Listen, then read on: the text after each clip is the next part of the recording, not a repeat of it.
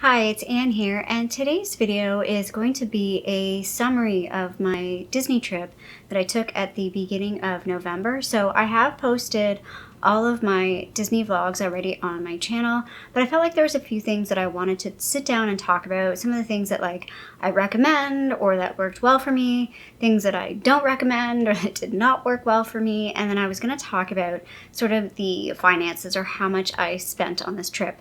I do want to point out that I was not particularly trying to save on this trip or make it like a super cheap trip. So, I spent kind of what I spent and it wasn't really like a focus, but I thought it might be helpful for people to know what I spent on my trip. I did the trip solo and I did it at the beginning of November. So I flew in November 2nd and I flew out on November 7th.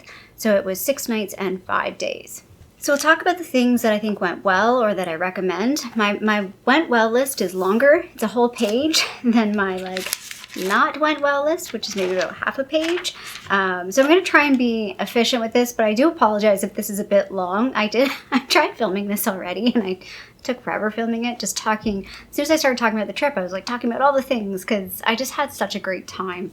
So like I said, I did travel on my own, and the first thing I want to talk about is I stayed at Art of Animation. I originally booked this trip in September. It got canceled from Hurricane Ian. Had a bit of a chop and change on how things went, and I stayed at Art of Animation instead of Pop Century. I really enjoyed staying at Art of Animation. I thought it was I was personally looking for a more affordable place to stay at because some of the resorts are just way too expensive for my personal taste or personal mental budget. So Art of Animation and Pop Century were definitely more ideal in my price range. Art of Animation is slightly more expensive for basically the same rooms if you're in the Little Mermaid area, which is kind of annoying. But I couldn't get anything at Pop Century for November. And I love that they are connected to the Skyliner. In the future, I definitely would book a resort connected to the Skyliner because it is just so convenient and so fast and so easy for Hollywood Studios and EPCOT, as well as you could resort hop to the other connected resorts, which is actually really fun as well to do, which I didn't really do, but I've seen a lot of people do it on their videos. So definitely something I would like to do in the future. I do want to mention that for the last night that I was there, I couldn't get Art of Animation, so I stayed at the Wyndham at Lake Buena Vista, which is right beside Disney Springs. It's literally right beside Disney Springs. It's like a 5-minute walk. I really enjoyed that resort. I would definitely recommend it. I would definitely stay there again. However, I've seen other people's videos and I've read some other people's reviews, and it can be a bit mixed. I think if you are in the motel style, it's maybe not as good. I was in the tower. I really liked the room I had. I had a great view. I was overlooking Disney Springs. And it also is a resort that has early entry, just like the Disney resorts. And you sort of have two options for transit. Both are buses, but it is nice to have some options. So they do have their own resort buses that you have to schedule. And there also is obviously buses at Disney Springs. And Disney Springs is like a 5-minute walk. So you have some alternatives there. I also ordered groceries to the resort from Amazon. And again, I would definitely recommend doing that. There's a lot of different options. I did Amazon. I've seen some people do Walmart. There's Garden Grocer. If you have a car, I would suggest just go pick up groceries. But because I was flying, I couldn't do that. And it definitely worked out well for me. I think, again, on the positive and negative side, I would definitely reconsider what I purchased. Things that were definitely good to purchase was water. I purchased 4 bottles of water, so 1 for each day of the park, and then a couple I got a Gatorade and I think a pop, just for at the resort as well. Fruit, so I bought bananas, and I had muffins, and so some good breakfast food, because for me, I was doing early rope drop, so having a bunch of breakfast food on me and not having to stop at the quick, I don't even think the quick service is open that early, and I didn't have to stop at any of the food places in the morning. I just had some grab and go food that kind of kept me going through to till about 10, 11 o'clock before I was ready to actually buy something at the parks. So definitely would recommend getting groceries. A couple things I bought meat and cheese, which was good for a couple days, but then the fridge that I had at Art of Animation froze them. It was too cold, which I was surprised because I kept seeing people saying they're a drinks fridge so they don't get super cold. Mine had like a solid door though, and I know some of them are now like a clear door, so maybe there's different fridges. But yeah, that didn't work out as well as I'd hoped. I'd also originally planned on like making sandwiches, and then I changed my mind on that. So that was kind of a misstep for me.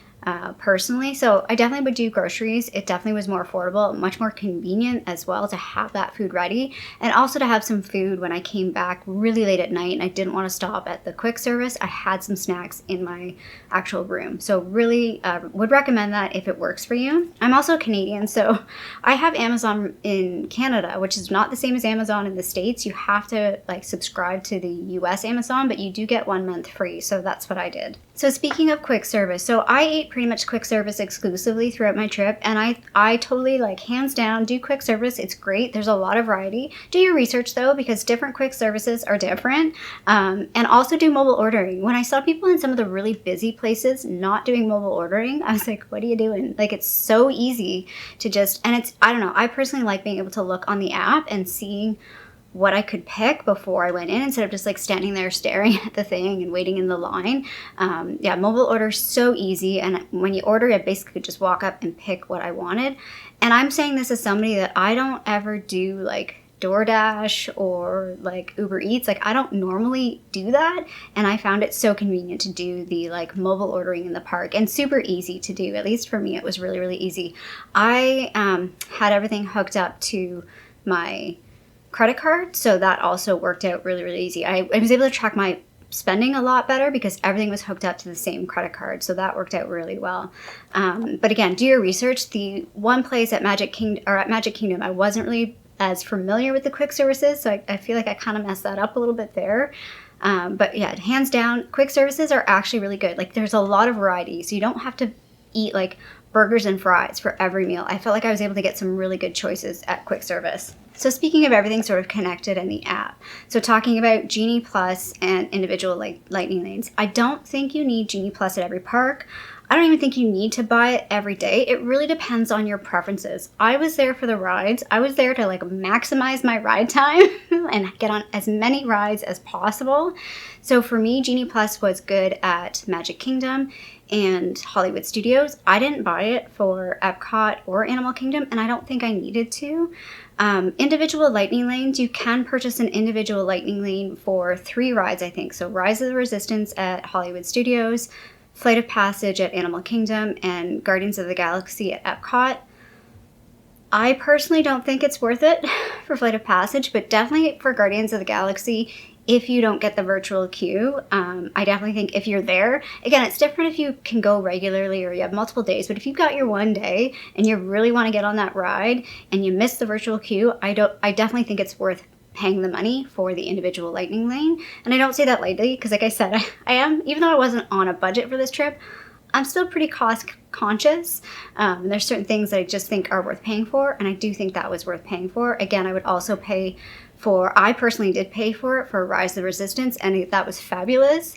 And like I said, I was a bit annoyed that I had to pay for that, but once I did it, I was like, yeah, totally worth paying the individual lightning lane for me for that particular ride to make sure that I did get on it. So a related item is Magicbands. Magicbands are on the recommend with a caveat. So I had a regular Magicband. You get a discount on a plain Magicband if you stay at a resort. So I think they're around $15 to $20. I got mine for $10, and 2 reasons why I would suggest getting it. One is if you're staying in a Disney resort. Super convenient to just be able to swipe into your room. I didn't have to fiddle to find my key. I'm always paranoid about losing my key. I didn't have to worry about, like, I'll check my bag like 5 times when I'm leaving. Like, do I have a key? Do I have a key? I have the key. It's always on my wrist, on my Magicband. And the second one is for lightning lanes. Again, I did Genie Plus. If you don't do Genie Plus, it doesn't really matter. Like swiping into the park, it's kind of nice, but not necessary. But for the lightning lanes, I just felt like it was super quick and easy to just walk up. I didn't have to fiddle with my phone. I didn't have to like make sure I had the app. I did see people using their phones, and for the most part, they didn't have issues. But every once in a while, like if somebody had an issue, it was because they were on their phone and their phone wasn't working. I don't think I ever saw anybody with a Magicband issue swiping into a ride. So yeah, those are the only 2 reasons why I would get a Magicband. If you're not staying in a Disney resort, if you're not using lightning lanes, you don't need it. And I personally don't see the point in the Magicband Plus. I've watched videos on it. I see the things that it does. It doesn't seem worth it to me. I also don't like the idea that you have to charge it, because I'm one of those people that are going to forget to charge it and it's not going to work. And that the extras for it just seem kind of pointless to me. I mean, again, for some people, they like it. It is fun. For little kids, it lights up. It's kind of fun, but definitely not worth it to me. So again, for me, a party was doing the rides and getting as many rides as possible. So I did early rope drop for every park except for Hollywood Studios. That's only because I burnt out by Hollywood Studios, but I would have done it. I definitely recommend doing it if your priority is rides. I also recommend doing it, like if you're a person that's up early in the morning, it's great to do early rope drop, even if you're not like rushing to get on the rides. It's just really nice to be in the park when it's quiet. You can sort of meander a little bit, see some stuff, take some photos, especially Magic Kingdom. You can take some photos in front of the castle. I would do early rope drop again, even if I wasn't like, for example, Magic Kingdom. So I'll talk about something else in a minute, but Magic Kingdom. So one thing about early rope drop, and I learned this from the Ear Scouts, I think it's their YouTube channel. When you do the rope drop to Fantasyland, be on the left side, because when you're on the left side, you're going to either Seven Dwarfs this way or Peter Pan this way, because those are the only two, I think, early rides that are open. So it's best to be on the left-hand side, regardless of which ride, because if you're over on the right-hand side of the line, you have to, like, go all the way around. I mean, if you're very front, maybe it's not so bad, but if you're at the back, just be over on the left-hand side. It really, really works. But even, like, when the rest of the park, I had to sort of do a second rope drop because Frontierland wasn't open. But as soon as it was open, we were like the first people there. So it was easy to just like go on Big Thunder Mountain. Nobody was there. Just to be in the park right at the ride, even if it's not quite open yet, you're right there. So when the park does open, you're right there. So yeah, I really recommend early rope drop if it's your style. Also, if you're staying in a Disney resort and you can take a break during the day. So for Epcot, I did that. And it's funny, my video for Epcot, I look like a whole new person after I like took a break and a breather and like rested and then like refreshed myself in the afternoon. I definitely recommend doing early rope drop if that's your style. If you're not a morning person, you don't have to do it. Like, again, this is your trip and how you want to do your trip. I don't think it's necessary at all. Like I didn't do it for Hollywood Studios, didn't need to do it, but I would have done it had I not been so tired and had things been maybe a little bit different. Just because I am an early morning person, I'm up already, I'm already like ready to go, so it's just my style. But in the future, it's something I might do and I might not do, but I do recommend it if that's the way you like to do the parks or that's the way you roll, but it's not 100% necessary, if that makes sense. So I did mention at the beginning that I did travel on my own on this trip, and I totally, fully recommend doing Disney World on your own. I was a little bit worried about going by myself. It was the first trip I've ever fully done by myself, and it was a great experience. I could do things at my own pace. When I wanted to go, I could go. When I wanted to slow down, I could slow down. When I decided to change my plan for the day, I could just change my plan for the day.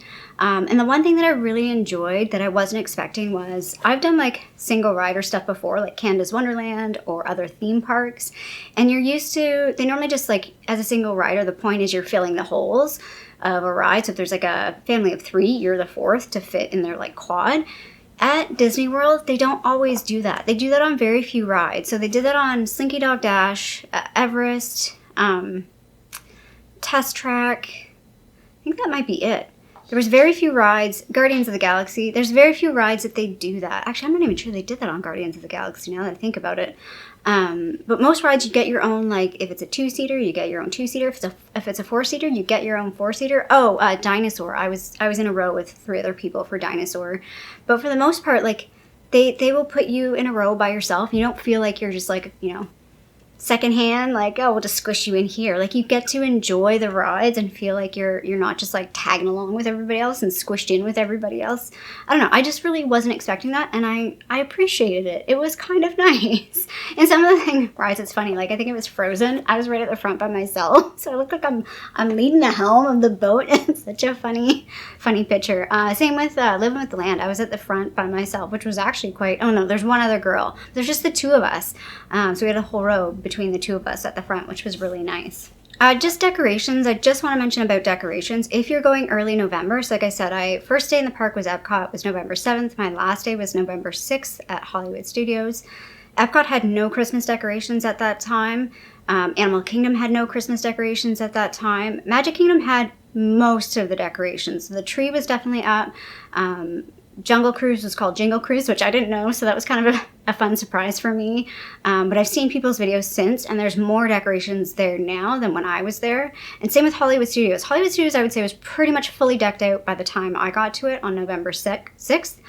I think there's a few more things that they've added since then, but very little. Like, that was the most decorated. By the time we got to the 6th, that park was fully decorated. So if you're going at that time of year, you might see some decorations, you might not. You're kind of in that, like, crossover period between Halloween and Christmas. But I was pleasantly surprised that there were some decorations already up. And I was really pleasantly surprised at December 4th when I went to Magic Kingdom that the Christmas tree was up. And a related thing to that is the scents. So this is not a recommend or anything, but I just wanted to mention it. Disney World is an immersive experience, and the one thing that just really not caught me off guard, I've been before as a kid. It's been 20 years since I've been there, and I don't think I ever noticed this before as a kid, but as an adult, I mean, last time I was in my early 20s, but I still consider myself a kid then. Like, I was still pretty young in my early 20s the last time I went. So yeah, just the sense, and like, it adds to the experience. It makes it so enjoyable. Like, walking into France, the smell of France was just lovely. Epcot just had all sorts of really good smells, like just in terms of like not the food, but just the park smell. Magic Kingdom, you walk through certain parts. I mean, certain rides, like Pirates of the Caribbean has its own very distinct smell, which I kind of like. It's weird. It's like gunpowder, musty water, and like stale rum, but it's so good. I don't know how to explain it, but it's just as part of the whole experience. And I really enjoyed that, and I want to mention it. I think that's my sort of overarching, like, good things. Some things about specific parks. So at Epcot, I was close to the end of the Food and Wine. I think it was the second last week of Food and Wine. Really enjoyed Food and Wine. The only thing about Food and Wine is it does sort of detract from the food at the actual, like, World Showcase. So if you go a lot, definitely go to Food and Wine because there's a lot of different variety. But if you don't go very often, you're not going to miss out on good food because there's still really good food in the World Showcase. So it's not a must-have, but it is a nice thing. A downside of it is, it's like an extra layer on the park that makes that park even more overwhelming. Since I was there during Food and Wine, I could have done Epcot for 2 days. There's just so much that you can do at Epcot, and it's such a big park. I think I did like 32,000 steps that day. I went around the world. Like, again, I maybe didn't strategically figure out the path where I wanted to go very well that day. But yeah, like it's a very big park, and I love it though. Like I hesitate to say which park is my favorite because I like each park for different reasons, but I really love Epcot. Speaking of things at Epcot that I love the Harmonious show. Again, I've watched a few videos on YouTube where people are just kind of like, oh, it's not that great. I loved it. I was just, I guess, amazed at like the coordination of like the water and the things and the music and the lights and the fireworks. Like, I was like, me mentally thinking about, like, I've worked in theater, I have like a tech background, and just like the logistics of all that. I really was like in awe of the logistics of it all. I ended up getting a pretty good view. I was over by the American Pavilion, and there was a couple sitting on a bench in front of me, so I was able to like it was a little concrete bench. I think their butts were pretty sore by the end, but it was great for me because I could see over them and see the whole show. So I really enjoyed that show. I know a lot of people on YouTube have kind of like, I have no comparison. I don't know what was there before, so I really enjoyed the show. I would say from World Showcase, the one place that's like a hidden gem is Morroco. So I love again, I kind of stopped at most of it, really enjoyed most of it. I didn't get into most of them, unfortunately. Like I said, there was just too much at Epcot, and that's the one thing I feel like I missed the most at Epcot was really getting into the different countries at World Showcase. But Morroco is like a hidden gem. It's just quiet back there. It's beautiful. The food there was good. It was Food and Wine, so it was different food that I was trying. But yeah, just if you're walking through World Showcase and you need a moment, because like I felt like the UK area and that area was really busy, Norway area is really busy. Morocco is your like calm, it's your oasis in all the craziness. So definitely like don't skip Morocco. And from a ride perspective, Guardians, fantastic. I loved Guardians. So much fun. Definitely worth it. If you're going, you gotta go on Guardians. I do know some people, if you get like motion sickness, maybe skip it, but I love like roller coasters and things like that. I love fast rides. It's just different. It's different. Like I said, it's been 20 years. Well, it's been about 10 years since I've been to a theme park, but 20 years since I've been to Disney, and it was just a totally new experience. Same with Ratatouille. Again, Ratatouille's like this adorably cute ride. It's so different than anything else I've ever experienced. I now know it's a bit similar to some of the other rides, but it was the first ride that I did. Besides the Skyliner, I joked, I'm like, Skyliner is like a ride in and of itself. Even if you're just like not staying at one of those resorts, go on the Skyliner. I love the Skyliner. I'm not afraid of heights either. So yeah, the Skyliner is just, it's really enjoyable to ride. It's a great transportation method. I really hope they expand the Skyliner. But yeah, Ratatouille is so cute. I really enjoy soaring. I really enjoy living on the land. Again, younger me, probably living on the land was like, eh. But as an adult, I'm just like, so that's how they do their lettuce. Like, I would totally want to do the behind the scenes in the future because it's just really interesting to hear just everything. You kind of have to experience, but they talk a lot about how they grow stuff, how they use it. I don't know. It's just a really, really cool ride. And it's an experience because it's not really a ride. It's like an experience. The only other thing that I will mention on the rides is Mission Space. And again, I don't remember Mission Space, but if you have any sort of like motion sickness, you might want to skip Mission Space. That one was the only one that made me feel weird. It's, I think, like G-forces or something. And it just like, it makes you feel weird, and then you get off it and you feel kind of weird. But it's an interesting ride. It's a fun ride, but it does make you feel a bit weird. So quick summary of Magic Kingdom. Again, I really enjoyed, like on the positive side of Magic Kingdom, I love Magic Kingdom. Again, I was trying to maximize the rides. I did do Genie Plus, so I was able to get on everything that I wanted to, except for one thing. I did miss Winnie the Pooh. I could have done it. I could have fit it in there. I just got tired by the end of the day, and I was like, I'm going to skip it. I'm done. But I did do Pirates of the Caribbean twice, and I did do Teacups twice. I love Tomorrowland. If I were to compare Buzz Lightyear and Toy Story Mania, I like Toy Story Mania better. They're the same style of ride, but I feel like I can see what I'm doing better. I feel like Buzz Lightyear, I can't figure out where I'm pointing the thing. People Mover's great. Like, all the classics are great. Like I said, Jingle Cruise. They relay over Jungle Cruise and call it Jingle Cruise, and I didn't know that, so that was kind of fun to like experience like something that was unexpected and different for me. But yeah, I enjoy Magic Kingdom. I feel like for me, Magic Kingdom, so the one thing I want to mention is I did watch a few videos on YouTube before I went. I tried to avoid watching the actual parts of the video if they had like showed the ride, because I really didn't want to see the ride. But I watched some of the videos and I was like, oh, these people go so regularly and they know the layout of the park.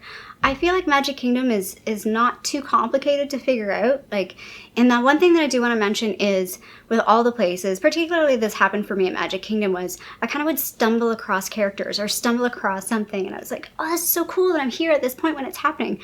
For the characters, they do come out a lot, so if you've kind of missed somebody, like 5 minutes later they're going to come back out again. Like I was able to catch Winnie the Pooh at EPCOT. I caught Rapunzel at Magic Kingdom. I didn't even know she was there. I would turn around to do some filming, and then I was looking through the camera. I'm like, oh, she's right there. I must have made a really funny face because I think she kind of did like a side eye at me. Not intentionally, but I must have made a face because I was so shocked that she was like right there, and I wasn't expecting that. I stumbled upon the Adventure Cavalcade, Adventure Friends Cavalcade parade thing. I stumbled across the show. Like, I wasn't really intending to do some of those things, but I just, when you're wandering through, you're like, oh, I hear music, and then you go. I did miss I think it's like the Fantasy Parade, which I'm kind of sad about that. I missed the Fantasy Parade. But yeah, like you kind of hear music or you see something, and so you meander over and you're like, oh, there's a show going on, or there's this. So that was really, really fun at all the parks that happened. But I felt like I had those experiences a little bit more at Magic Kingdom. But yeah, I went on Splash Mountain. I was going to avoid Splash Mountain because you get a little bit wet, but if you're at the back, you don't really get very wet. But that's a ride that, like, it's closing. It's closing January 23rd. The last day it's open is January 22nd next year. But it is a really cute ride. Like, there's more to that ride than just the flume. I'm looking forward to the new overlay, but yeah, I really, really enjoyed that ride. Next up, I went to Animal Kingdom, and Animal Kingdom, like, so many people skip Animal Kingdom, and just don't skip it. It's so good. It's such a good park. It's definitely more than a half-day park. It's definitely not a full day. Like, you're not doing a, 8 a.m. rope drop to like 8 p.m. Like, you can definitely do it shorter. I did rope drop. And yeah, like, it was just such a beautiful park. I was the only one on the bus too, so that was really cool. Nobody else from my resort was rope dropping, at least as early as I was. I picked up the bus, I think, at like 6:20 or so, and it takes you, that was the only one that with the early rope drop though that felt a bit long. Everywhere else kind of moved you along a little bit. They took a lot longer, I felt like, at Animal Kingdom, but Animal Kingdom is like, it's reliant on the animals, so they've got to do a lot more, I think, prep, and it's a little bit different in terms of scheduling. And the other part of Animal Kingdom I would say don't skip is Rafiki's Watch. It seems like it's really far out of the way and it's going to take you a long time. It doesn't take a long time to go out there. It's a cute little train ride, and then there's like sort of like a little petting thing with like goats and pigs and stuff. And it's just really calm. I felt like Animal Kingdom, and this is a good thing in a way, doesn't feel like a Disney park, and I hope it kind of stays that way. I think it's going to change because they're going to take away the Dino Land, and I think they're making that more Zootopia. Although Dino Land has like a Donald Duck dino overlay thing, which is a bit weird. Like, I don't really like that.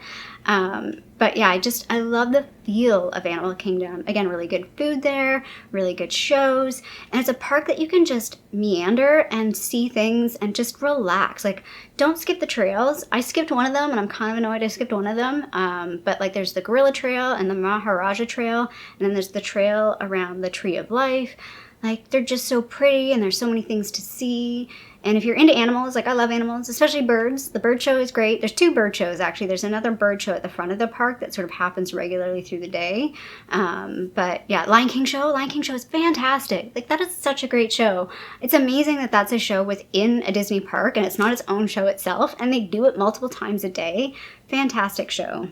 And then again, Hollywood Studios. So the only things I want to mention about Hollywood Studios is really the rides. That's the one thing that's odd about Hollywood Studios. I would say there's no cohesive flow for Hollywood Studios.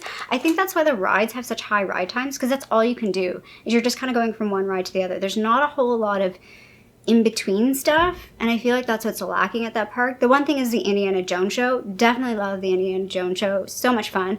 Mickey and Minnie's Runaway Railway, did I even say that right? Runaway Railway Train, I think, whatever that one's called. That was my first time going on that ride. So fun, so cute. The Daisy Duck part, I just love that part. Again, I didn't watch anybody's video, so I had no idea like what the ride was like. Just such a cute, super cute ride. Again, like, good for adults. Like, I definitely think that's a good adult ride as well. It's not just a little kid ride. Like certain things like Finding Nemo, or even like Frozen, are maybe a bit more young style, whereas like, yeah, that Mickey and Minnie's is such a good ride. Rise of the Resistance and like the whole Star Wars land is fantastic. I would call myself like a moderate fan. I know the world, I know the characters, I've watched the movies. I haven't watched Andor yet, but I've watched all the other shows, and even I was just like in awe of how immersive that land and how immersive that ride is. Like, I just love that ride. I was just so blown away. Like I said, I didn't watch anybody's videos, so I didn't know anything about it, and I was completely blown away of how good that was. And the food, I would say the food at Hollywood Studios, there was the best food options, at least from my experience. I mean, outside of like EPCOT, like if I could rank the food, like EPCOT's up here, then Hollywood Studios, then Animal Kingdom, and then Magic Kingdom in terms of like food variety and food choices. Animal Kingdom and Hollywood Studios are kind of neck and neck. Like it's a tough toss up between those two. But yeah, I really enjoyed all the rides at Hollywood Studios, and the show. So that Phantasmic show, fantastic. Like, all the hype, yeah, all the hype. Like, I get it. And it doesn't really matter where you sit, you're gonna see the show. Like, I was way up at the back. The only thing I couldn't really see was like the boats. You could see the top of the boats, but you couldn't really see the bottom of the boats. But even way at the back, like, that show is just fantastic. The bonus of being at the back is it's easier to get out. So that's the only thing, like, when there's big crowds, it's a bit like overwhelming to try and like move when the show is done and like get out. But yeah, that show, worth all the hype. I definitely enjoyed that show. I would love to see that show again. I think if I did see that show again, I would go early and actually go further down just to be a bit closer to see it from a different vantage point. But yeah, really enjoyed that show. I've already been talking like for half an hour. So yeah, this is gonna be a long video, but The things that didn't go so well is a shorter list, and I won't belabor these points. I'll try not to, because they're the more negative side of things. But number one on my list was Mears Connect. So Mears Connect used to be the original Disney. When you got to the airport, they were the original transport from the airport to the resorts, and it used to be free. It's no longer free. I just found my experience with this. Yes, it is affordable. It's $16. So if you are looking for an affordable option, it's there. It took really long, and I was already pretty tired. I'd already done I flew in, and I kind of heard from people that it was really long. So when I first originally booked my trip, I had booked it for both there and back. And then when everything got canceled and I rebooked, I had seen some people say, like, it could be really slow. I didn't do it for the ride back because it's like, I don't want to be late to the airport because that will freak me right out. So I was like, it'll be fine if it's a little slow, if it takes a little longer. Well, I think we waited 20 to 30 minutes. I think in my video I said 30 to 40 minutes. It was around 30 minutes, I think. Like, when you get from the airport, you have to walk past all of the rental car places. It's all the way at the far end. And then I was just on the regular one. So it's like a coach bus, nice, like they have like a little thing that talks about the, Florida and all sorts of stuff. Like the experience of the bus itself was fine. It was just so long. It was so late by the time we got to our resort. We were the 5th resort that they dropped people off. So that took a really long time, and I was just like, I just want to get off this bus and get into my room. And by the time we got back to our room, it was like pouring rain. So that was just too long. It wasn't worth it to me. I would have paid more money to just get to my resort and get to my room. And when I took my trip back, I did a lift back, and it was so easy. And it wasn't super expensive. It was around $40 Canadian, which is, you're going to be $40 to $60 Canadian in Canada if you take a taxi from, I took a lift here as well, and it was almost the exact same price from Toronto airport to my place downtown. So like if you're thinking equivalent, like Disney to airport, Toronto airport to Toronto downtown, it's equivalent pricing. So for me, the extra money was worth it just to get there. And that's, again, it's your preference in terms of like costing. Second thing, again, talking about money, alcohol. Alcohol is freaking expensive there. So drinks, like I would get a lot of like mixed drinks, not a lot, but when I would get a drink, it was a mixed drink. So a lot of margaritas. Margarita was my drink of choice for some reason when I was there. Had a great margarita at Animal Kingdom. That one was worth it. All of them were really good. But like at Oba's Cantina, that was like a last minute rezo that I did. I was like, oh, I should do it because my friend said I should go. Great experience. Loved being there. I was chatting with some people because, again, I was by myself. Met a really great guy that was from New York that moved to Florida. Met a couple from, I can't remember where they're from. I want to say Texas, but I don't think so. Anyway, they were really fun, really nice people. The 2 drinks with tax cost $66 Canadian. Again, I was a little carried away when I was there, and I was like, well, in Rome, enjoy yourself. I enjoyed it, but thinking back, if I were to go back, or when I go back, I probably wouldn't buy drinks while I'm at the park just because it's so expensive. Or like in Disney Springs, like the one drink, I had a martini at, I keep calling it a martini, a margarita at Disney Springs, and it was like $27, I think, Canadian by the time tip and everything like came through, and I checked my like credit card statement. I was like, how much did I spend on that drink? I'm glad I only bought one drink that day. But yeah, I would skip the alcohol. Again, I was kind of doing these, like, you see it in the sign. It's like all these fun drinks with all these, like, I mean, it was good. There was lots of, like, variety and stuff, but not really worth it, I don't think. Speaking of Disney Springs, I would totally skip Disney Springs personally. I would only go there for 2 reasons in the future. The World of Disney store is pretty, like, if you're looking for Disney merchandise, definitely you're going to find, like, everything there. Other than the specific stuff, like, there's very unique stuff you get at Animal Kingdom, very unique stuff that you get at Hollywood Studios. I'm not really sure of EPCOT because I didn't really look in the stores too much at EPCOT, but pretty much anything you can get at Magic Kingdom, and most of the stuff you can get at EPCOT, you can get at the World of Disney and more. Like, I felt like they had everything. That store is huge. So, and the price points are the same. Like, it's not any cheaper. But Disney Springs is just overall expensive. So the second reason why I would go is maybe for somewhere to eat. I ate at Raglan Road. I had a weird experience there, and in hindsight, I was like, at first when I was there, I was like, is it me? What am I doing? Am I being weird? But I was like, I hadn't any issues anywhere else, so I feel like it was there.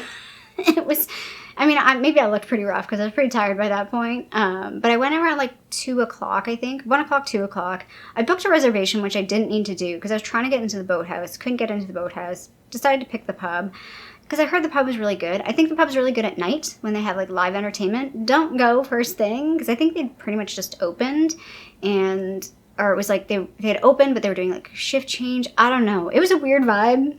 I just got weird vibes there. The food was okay. I had the fish and chips. French fries were pretty good. The fish was okay. Again, I wasn't feeling too good that day, so I feel like maybe fish was not a great idea.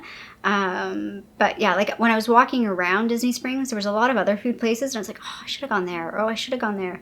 Again, all of them are going to be expensive. I didn't really do any sit-down restaurants, except for one. I did the 50s Diner at Hollywood Studios. Again, it was a total last-minute decision, which was interesting. You could get a reservation for $8.55, but I think the park closes at 9, so you can eat in the restaurants after the park is closed.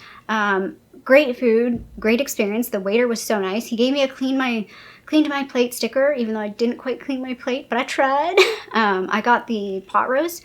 Excellent pot roast with the cherry Coke.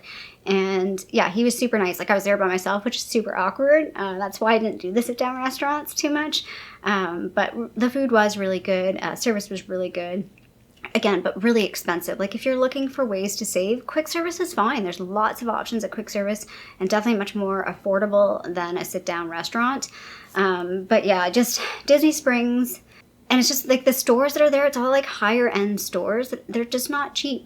They're not what I'm going to be searching for, what I'm shopping for, and like what I want to buy. I'm not a big shopper anyway. If you're a big shopper, like maybe you would really enjoy it. I was there for way too long too. Like my last day, my flight was later than my original flight. It was like 9 o'clock at night. So I spent like 5 hours at Disney Springs, which is way too long to spend at Disney Springs. Did not need to do that. Speaking of food, again, the one place that had maybe, and I've seen this with other people's video, I don't want to say the worst food. The thing that I think the issue is, it's Magic Kingdom, is finding the food. I felt like when I was at the other parks, like I'd watch videos. So a tip, I guess, a positive or a tip that I did was I made notes on my phone about the things I wanted to eat, the locations they were at, and the rides that I wanted to ride on. I did that for everywhere. Magic Kingdom, though, I was just like, I couldn't figure out what food to eat and where to eat it. Now that I've kind of watched a few more videos, there is some better recommendations, but I just had a hard time finding where I should eat and what I should eat. I just feel like there's not a lot of options there, and they're not obvious. Like, they're not easy to notice, if that makes sense. I ended up getting chicken fingers and fries at Casey's. Is it called Casey's? No, not Casey's. That's at Cosmic Rays, which again, I had eaten so much the day before at EPCOT that I wanted just something plain and boring and easy. So, and part of it's my own fault. But yeah, I just found like, it was like until after I left the park and I was watching other people's videos, I'm like, oh, I could have eaten that. Like, I know a lot of people poo-poo the flatbread at Pinocchio's, but I think I might have liked it. Casey's Corner, I totally miss getting the things, what are they called? Corn dog things. I totally miss getting that. Like, I think because the front of the park's so busy, I kind of avoided it. So yeah, the food at MK, at Magic Kingdom, just kind of like, it's a weird vibe. It's hard to figure out what to eat and where to eat. The other thing at Magic Kingdom that was kind of like wah-wah was the fireworks. That was like my least favorite experience, was the fireworks at Magic Kingdom. And again, partially on my own fault. I knew I wanted to see the fireworks and I sort of meandered down to like the main part, but then I sort of felt stuck. Like I kind of walked in on the one side and it was like, I found an area where there was kind of a bunch of short people. I'm like, yay, because I'm 4'11". So it's like, okay, I should be able to see something if I'm around all these short people, but then just more people start coming and it felt so claustrophobic. And the girl behind me was like, oh, I don't feel so good. And I'm the girl, I feel you. And when it started, the little people in front of me put all their kids on their shoulders or were picking up all their kids. So the footage that I have in my video, I'm literally just holding my phone like this. Like I couldn't see that. I mean, I could sort of see the top of the castle, and the projection on the castle is pretty cool. The fireworks are pretty cool. I was right underneath Tinkerbell. Kind of forgot she did that. She flies out, which is really fun, but definitely would not do that again. I don't think the show is worth it for that experience of being like crowded with other people and like kind of tiptoeing. And like, I think I waited like 40 minutes before the show started. And yeah, I would have avoided that altogether. I don't think it was worth it for me. I don't think it would be worth it. I wouldn't have minded being around the side of the park and just seeing some of the fireworks kind of go off at the top. That would have been fine for me. Would have enjoyed that much better. And then rides. So some of the rides that I was like, Frozen, I mean, I'm glad I did Frozen because I haven't done it. I think that, yeah, I wouldn't have done that before. And it was nice to experience, but I wouldn't ride Frozen again. It's a fine ride. If you have kids that like Frozen, definitely do it. But it's a one that if you miss it, you're not really missing out on much. Seven Dwarfs, not worth the hype. It's a really short ride. It's cute and it's fun, but like the lineup for that is so long. Like I wouldn't line up for that one. I did rope drop for that, and I'm glad I did it again for the experience because I hadn't done it before. But when I go back, if I don't do Seven Dwarfs, I'll be fine if I miss that one. It's not really worth it to me. The other one that, again, I don't think it's worth the hype is Flight of Passage. So again, I did rope drop for Flight of Passage. I definitely would not pay for a individual lightning lane for that ride unless you're like trying to save time and you want to do the ride. Like, yeah, sure. But personally, I don't think it's worth paying for. It was fine doing the early rope drop for it. It's a really long line to like get to it. It's quite the line to get to the ride. It's a 3D ride. It's very similar to soaring, and I enjoy soaring way more. I mean, yeah, it's kind of cool, but I found, again, I don't see 3D stuff always that great. So for me, it's a bit of a problem. And then the glasses I had, they kept falling off. I don't know if they were broken. I feel like the one arm on mine was like kind of broken. So like it kept sliding down. So like I couldn't see. I was kind of like trying to like keep pushing it up. It just wasn't a super great experience and not super worth it to me. Yeah, like there's certain rides that I feel like, again, be choosy. It's your trip. So if it's a ride that you think you'll enjoy, definitely do it. But if you're kind of like on the fence, don't feel bad if you miss it. Like don't feel FOMO. Like it's impossible to do everything at Disney. So I would definitely like, you know, don't feel FOMO and don't stress about doing the parks. Like you see videos, like I definitely was doing the like power through as many rides as possible method. That's totally not everybody's way to do it. I'm not a big foodie, so I wasn't really focused on like getting the best meals or doing the sit down restaurants, because to me that wasn't worth it. I was by myself, so doing a character meal, in the future I might actually do a character meal, but it wasn't a priority for me to do on this trip. So let's talk money. This is probably the part that most people are just jumping to and skipping the other part, because everyone's always curious, what did you spend? Because I noticed, like I know now what I spent, and now I'm curious to know, like, I know people that have gone, how much do they spend? Like, it's definitely not a cheap trip. Like this, just put it out there. It's pretty hard to do Disney cheaply. There's ways you can definitely do it cheaper. Like don't stay in a Disney resort. The food, you don't have to eat, like bring your food in, things like that. Park hopper. So that's the other thing. Actually, that's another tip from me. When I originally purchased everything, I purchased park hopper tickets. And when I had to rebook everything, I had to like literally rebook everything. And I decided against doing the park hopper ticket, and I definitely think that was a fine idea. I did 4 parks in 4 days. There was no way I could have park hopped. And that would, I guess, be another recommendation. Don't do that. I mean, if you can do that, do it. It's fine. I did it. It was fine and fun. I wouldn't do it again. I was exhausted. A better way to do it is do 2 parks, a break day, and then 2 parks. If you're going to try and do it pretty tight, that's probably a much better way to do it. So, again, I did 5 days and 6 nights, but 1 night was at the Wyndham Resort. So I only did 5 nights at Art of Animation. So in total, my flights were $492.80. This is all Canadian, so I will kind of convert it for the US below. Originally, my flight was $350, so that was kind of one of the motivating factors. This was a little bit more affordable originally, but then I had to rebook it, so I had to pay the difference on one of my flights for rebooking. So again, about $500 for my flights. Resorts, both the Art of Animation together with the Wyndham, was $1,767.20. You could save money if you stayed at the Wyndham, even though the Wyndham can be a bit expensive because the price you see online is not the price because they add in a resort fee. I figured, I kind of did the math and like sort of planned a trip. If I did the same trip but all at the Wyndham one, I could save between $500 and $600. So there's a way to save, but I felt like it was a really good resort, comparable, maybe not on-site food option, but comparable room, nice room, and you have the early park option as well, just like the Disney resorts. The tickets for the parks and like all the like lightning lanes and everything that I bought, I spent $878.34. Again, that's pretty pricey, but I did buy Genie Plus for a couple days. I did buy an individual lightning lane. I was at a time that was fairly cheaper, but again, not as cheap as the original price was like, I think $109 US, and the park days these time were like $150, I think, but still not as expensive as some other days. So it was middle of the road. Food and drink, I spent $398.27. Again, that's where I saved a lot of money because I did the grocery, I saved some money. I did the grocery stuff, and I didn't eat at sit-down restaurants, but I did spend a buttload on alcohol. Not a buttload because I didn't drink that much, but just each drink itself is like $30. I spent $274.95 on souvenirs. Again, another place where you can save money. Did I need to buy any souvenirs? Nope, but I did. Transit and taxis, I spent $93.79. And then other incidentals, I spent around $30 to $40, somewhere in that range. No, it was a bit more than that. I probably spent maybe $60. Yeah, probably around $60 in cash, because I did have cash. So I tipped, like every time I did when I picked up the groceries, I tipped those guys. When they held onto my luggage, I tipped those guys. I tipped the room staff, like the cleaning staff. So I did do tipping, and I paid for, I think, one of my meals out of cash as well. So in total, and this is just approximate, like I said, that the cash thing, I think I caught everything on at least the big things I caught on my credit card statement. I spent $4,022.73.